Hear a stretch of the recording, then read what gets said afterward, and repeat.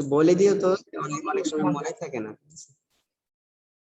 আচ্ছা, যাই হোক, তো স্ট্রেস যেটাকে আমরা স্ট্রেস বলতেছি, মনে করো যে এই সিলিন্ডারের উপর দিক থেকে চাপ দিচ্ছে, নিচ দিক থেকে চাপ দিচ্ছে, তাই না? তো এই সিলিন্ডারের উপরের এই অংশটুকুর এই ফেসের এরিয়া তো আমরা বের করতে পারবো। আমাদের যেহেতু ডায়ামিটার জানা আছে 6 ইঞ্চি, তাহলে π/4 × d স্কয়ার, তাই না? তাহলে এইটার এরিয়া কিন্তু আমরা জানি π/4 d স্কয়ার। তাহলে এইটার এরিয়া হচ্ছে π/4 d স্কয়ার। এখন উপর দিক থেকে মনে করো যে উপর দিকে আমি 500 কিলোনিউটন লোড দিলাম বা 500 কিপ লোড দিছি, তাহলে স্ট্রেস কত হবে?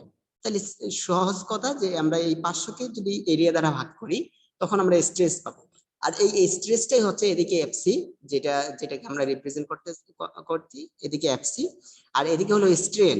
স্ট্রেন বলতে যখন উপর দিক থেকে আমরা লোড দিব, তখন কি হবে? এটা ছোট হয়ে যাবে, ধীরে ধীরে ছোট হতে চেষ্টা করবে। তো ছোট হতে হতে একটা পর্যায়ে গিয়ে সে ভেঙে যাবে, ঠিক আছে? তো এই যতটুকু ছোট হচ্ছে, এটা হচ্ছে স্ট্রেন।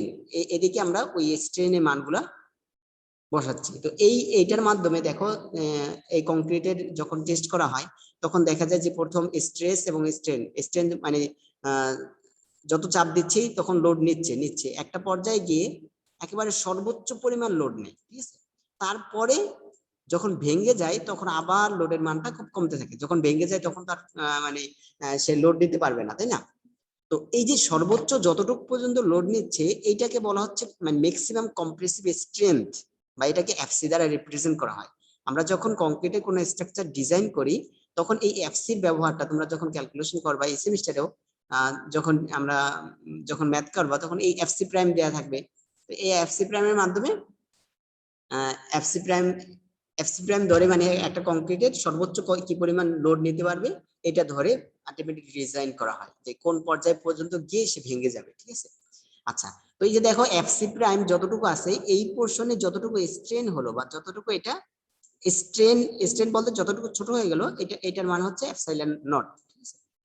তো এখন আবার তোমরা হয়তোবা সিলেবাস যখন আমরা দেখছিলাম যে ডব্লিউএসডি ইউএসডি দুইটা মেথড ছিল, তো ডব্লিউএসডি মেথডে যে এফসি প্রাইম নিয়ে কাজ করে, কি বলে ইউএসডি মেথডে, আর ডব্লিউএসডি মেথডে এই এফসি প্রাইম সম্পূর্ণ নেয় না, এটাকে নেওয়া হচ্ছে 0.45 এফসি প্রাইম।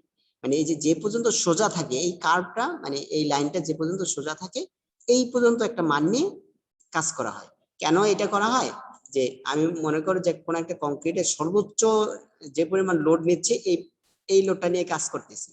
এখন কংক্রিট যদি এই পর্যন্ত মানে কি বলে কংক্রিটের কোয়ালিটিটা যদি আমরা ওইভাবে মেনটেন না করতে পারি, দেখা যাচ্ছে যে একেবারে সর্বোচ্চ পরিমাণ লোডের আগেই, মানে আমাদের ল্যাবরেটরিতে আমরা যে পরিমাণ টেস্ট করে পেয়েছি যে সর্বোচ্চ লোড যতটুকু নিবে, কিন্তু ফিল্ডে এসে দেখা যায় যে ওই অত পরিমাণ লোড নিতে পারতেছে না, যার ফলে আমরা ডিজাইন করার সময় আরো কম লোড নিবে এরকম ধরে আমরা ডিজাইন করি। তো এটা হলো ডব্লিউএসডি মেথডে আমরা 0.45 এফসি প্রাইম বা এটাকে এফসি বলা হচ্ছে। FC is equal to 0.45 FC prime. আচ্ছা, যাই হোক, এই বিষয়গুলো আমরা সামনে আরো ডিটেইলস করব। তাহলে এই বিষয়টা বোঝা গেল কি, যে কংক্রিটের ম্যাক্সিমাম স্ট্রেংথ আমরা বের করব। এটা হলো ইউনিভার্সাল, এই যে একটা সিলিন্ডার তৈরি করা হয়, এটা বিভিন্ন ধরনের অনেকগুলো সিলিন্ডার তৈরি করা হয়, তারপরে হলো ওটার এভারেজ নেওয়া হয়। এটার মাধ্যমে আমরা কার্ভ রাখবো, কার্ভের ম্যাক্সিমাম যে পরিমাণ লোড নিচ্ছে এটা হচ্ছে এফসি প্রাইম বা ম্যাক্সিমাম কম্প্রেসিভ স্ট্রেংথ। তো এটার 0.45 নিয়ে আমরা এফসি, এটার মাধ্যমে আমরা ডব্লিউএসডি মেথডে আমরা ডিজাইন করব। আচ্ছা, তারপরে দেখো compressive strength FC prime uniaxial compression test after 28 days of curing at constant temperature and moisture of 100%। এখন এই যে সিলিন্ডারটা তৈরি করা হচ্ছে, তো এই সিলিন্ডারটা তৈরি করে সাথে সাথে তো আর টেস্ট করা যাবে না, তাই না? কংক্রিট তো শক্ত হইতে হবে। তো এইটা যখন তৈরি করা হয়, এই সিলিন্ডার তৈরি করার পরে 28